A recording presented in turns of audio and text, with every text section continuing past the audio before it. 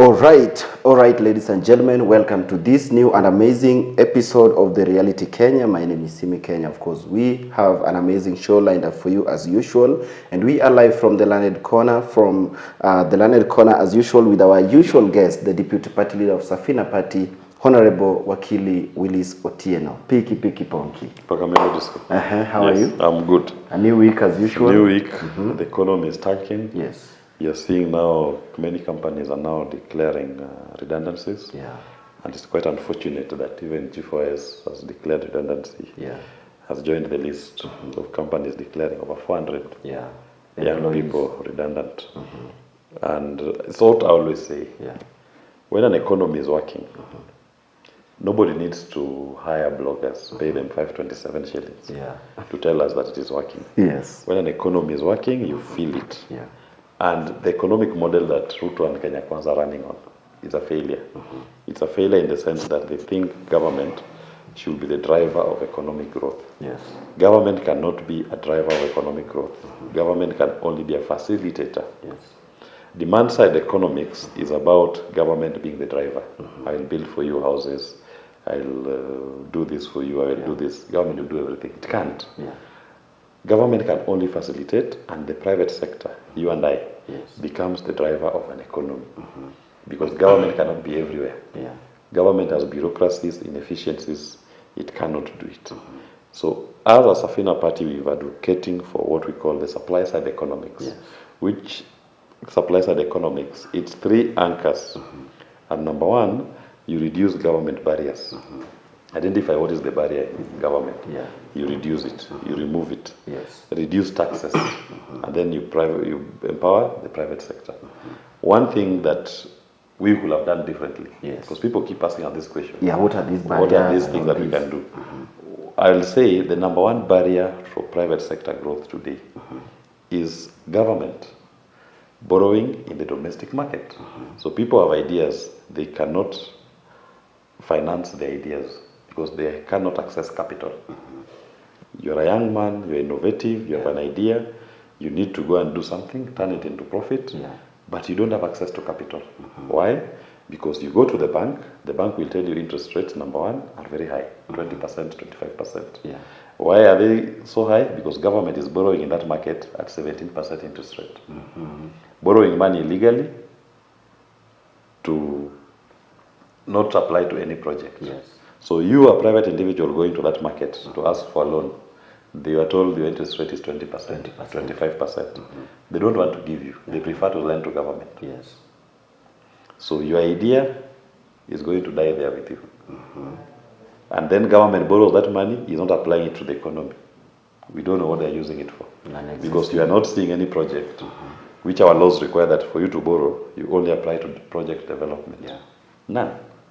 So you end up. The oxymoron in all of this is that the money which the banks are holding, this is how it works. The bank is here. Yes. The people are here. Government is here. Yeah. The people deposit their money in the bank. Yes. Government and its agencies also collect money from the people. They deposit in the banks. In the bank, yeah. So the money the banks are holding is not even their money. It is other people's money and the government's money. Yes. Then these banks decide to take this money and lend it to government at high interest rate. Government comes to you. Yes. It raises your tax to go and pay this high interest rate.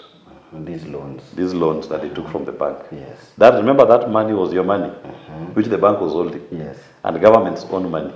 Yes. So this system only empowers the bank. True. Because the bank is guaranteed that government always come to you, raid your pocket to pay the high interest rate. The money the bank has lent to the bank, to the government, is also your money. Our model, we are saying, if you remove government barrier, you say government stop borrowing from the domestic market. These banks will have money, lots of money here. Yeah. They need to make profits. They need to meet their operations. They can't access this market called government. Yes. So they will come to you. Begging you to come. Begging you to come and borrow. Now you with your ideas, you can do far much more because now you have access to capital at a low interest rate. So I want to put up housing units. Yes. I can go to a bank, I'm given a loan at 5% interest rate. Yeah.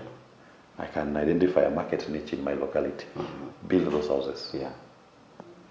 And that market, as I build, it's stimulating the economy. And you have almost even 1,000 of us across the country doing it. So you'll have affordable housing at a low interest rate that responds to the market needs and spread across the country. Yeah. But Ruto's government thinks it is the responsibility of government to build houses. Yeah. So they come and increase your taxes to go and put up those houses. So they've gone to Homa Bay, they're putting up 600 units. Yes. A population of 500,000. What is 600 units? But if the people of Homa Bay had access to the market, they could borrow. Those who qualify will go and take loans in the banks at 5% interest rate. Yeah. They will put up the houses across the entire Homa Bay, not just Homa Bay town, even in Kindu Bay, in Olare. They will put up in Oyugis, responding to the needs. Yeah. But here, they're only doing 600 units in Homa Bay town. Yes. What about the people in Oyugis? What about the people in Kindu Bay, in Olare? In Beta. In Beta, in Dewa, Rosinga, all of those. Who is addressing those market needs? So there's a market that needs affordable housing and good quality houses.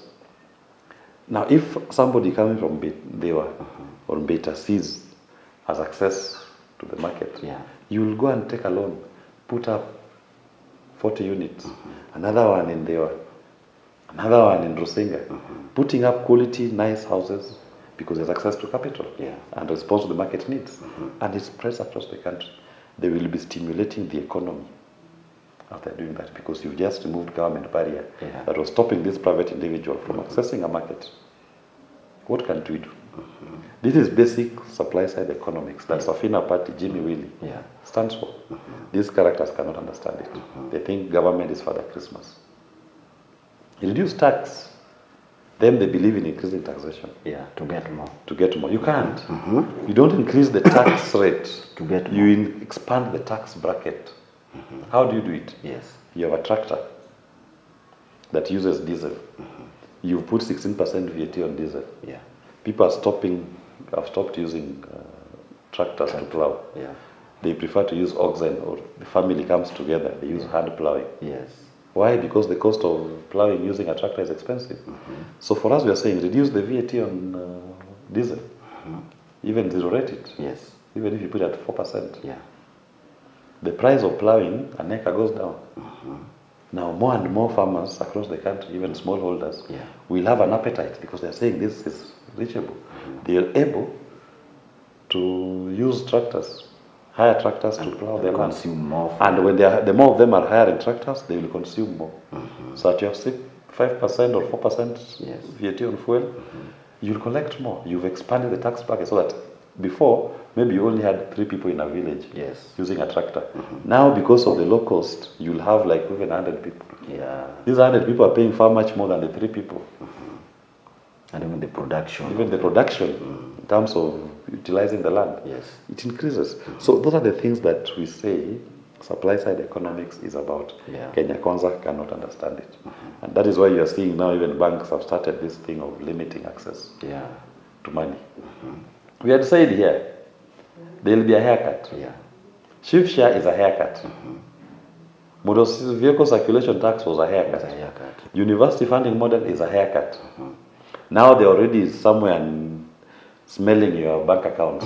They are limiting how much you can withdraw in a day. That's a haircut coming. You are told that now you have to register all your mobile phones. IMEI number. That's a haircut coming. Government wants to have sight of you. It's surveillance, but also a haircut.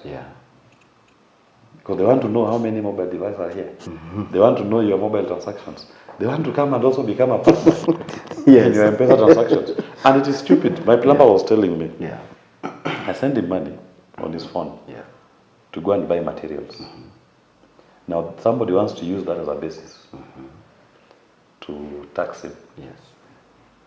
When he goes to the shop to buy the materials, he's going to pay tax. The materials are already on VAT. They are taxed at the shop. This plumber is just a messenger. Why do you charge him a tax on it? He was just a messenger. There is no transaction between me and him at that point. I just sent him the money to go and buy the materials and do work I wanted him to do. Yeah. He paid tax at the shop. Why should his mobile phone that's now received this money and receives from many people? Yeah. Why do you want to tax him on that money? You had even the proposal to introduce VAT on private schools, tuition fees. Yeah. What is that? It's a haircut. They're just coming to find a way, okay, you are paying school fees to your child. Yeah. Or you have money to pay school fees. Let's add VAT to also get we also become a student. Yes. We are also your dependent as government. Yeah. We haircut you. On a private business. On a private business. And on the school fees, not even, because the school itself is paying VAT. Yeah. It's paying tax, corporate tax, on what it collects. Now but now government wants to impose a VAT on the parent who is paying school fees to the child. Just by virtue of paying school fees to the child, they want to reduce VAT to him. That is a haircut. This thing cannot work. Yeah. And this model is going to fail. There's nothing good that will come out of Kenya Kwanza. The economic model cannot work for this economy. It has failed. That is their scorecard. Yeah. And Kenyans need to start interrogating political campaigns based on the economic models. I've given you our economic model. Yeah. And we believe this can work. And we invite conversations. Let people debate. Yes. Let's throw spanners. Test our idea. Can it work? Can it not work? Yeah. And we can tell you, when an economy is on a stagflation like it is today, this is what it is. Yeah. You can only get back to stability when you adopt supply-side economics, not demand-side economics. Yeah. Kenya Kwanza will try to tell you that, oh, the price of unga has gone down. Unga is now 100 That is what they are saying. That but right now, when the price of unga is 100 affordable. Kenya shillings, how comes people are still crying? Because look at what G4S has done. Yeah. By sending away those 400 families. 400 employees is a big Employees. number. Those are 400 families. Before they had money in their pocket. Yes. They could buy unga at 150, there was a lot. Now you reduce to 100. They don't even have the 100. So what has happened is that there's no money flowing in the economy. Yeah. So even the farmers who have the maize are forced to sell at a loss. Because there's no money flowing. Yeah. There's nobody buying their unga in the first place at 150. Yeah. So they say, okay, let's bring it down to 100. Maybe somebody will buy it. But even at that 100 shillings, the people don't have money. There's no cash flowing. Yeah. So people cannot even afford that 100 bob. Yeah. The 400 G4S employees and others who are not working cannot afford it even if it is 100 shillings.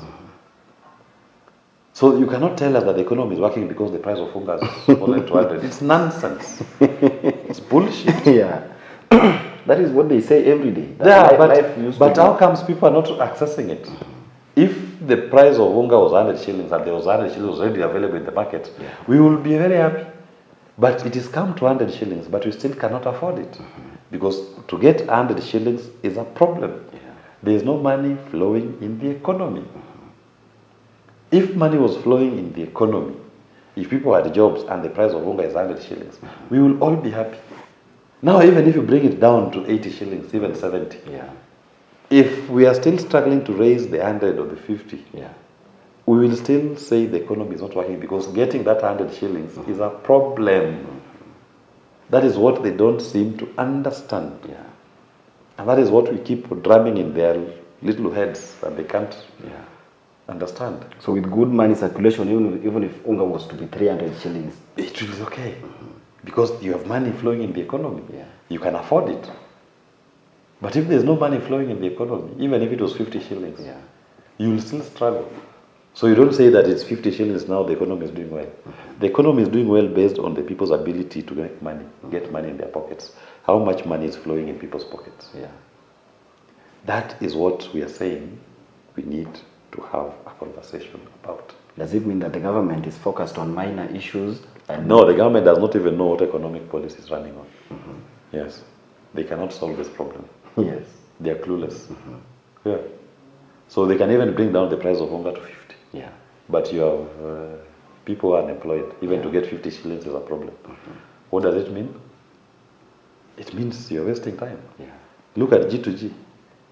We are now paying, we paid 1.4 billion shillings more per month. 1 year later. Yeah, per month. We're paying 1.4 billion shillings more for the price of fuel across the globe. Why? And that money, that cost is transferred to the consumer, Yeah. to the people. That is what is happening. And we are saying this cannot work. This cannot work. The economy is not working for the people of Kenya. Yeah. And it is the fundamental. There is no money flowing. There is no production taking place. Yeah. So what is stimulating this economy? There's nothing stimulating this economy. Government is behind schedule even in giving counties money. 4 months down the line, counties are not receiving their allocations. You have pensioners are not earning their monthly pensions. And if you look at the constitution, first charge on the consolidated fund is counties, pensioners, and debt. Even debt already, you saw yesterday they have defaulted in the Chinese debt. Yes. 164 billion. They've been hit with a penalty 1.6 billion. They have defaulted. And this is on what the SGR debt. That's what I said. So we are in a debt default. We are now in a stage of, because we are defaulting on all the three. First charges. The first charges. Pension, counties, and debt. We've defaulted on all three. So we're in a state of default. When that's default, the next will be another default. Yes. They'll default on another debt. Then it will be domestic. Then you'll see the haircut in full effect. And that is what I say, this economic model of Kenya Kwanza has failed. And come next year, the pain that we are going to face will be unbearable. It will be more than what we are feeling. It will be more than what we are feeling now. I don't know how long Kenyans will take it. And upon all these occurrences, Kenyans are feeling tired. Kenyans are giving up. Some have already given up because of the tough economic situations. Can you take this moment to just give Kenyans some? No. It is dark just before dawn. So for Kenyans to Team Piki Piki Ponki, as dark as it is, we should not give up hope. Kenya Kwanza is just but a bad omen that is passing through our country. The resilience of the people of Kenya will kick them out, and we have a government that is responsive to the needs and the wishes of the people of Kenya. Team Piki Piki Ponki, we keep strong. Let us engage in a robust discussion on our economy and good governance of this country, one that makes meaning to the people of Kenya. Thank you, Team Piki Piki Ponki. Thank you so much. Asante sana, and everybody who has been watching, may God bless you. Until next time, my name is Simi Kenya. Bye-bye.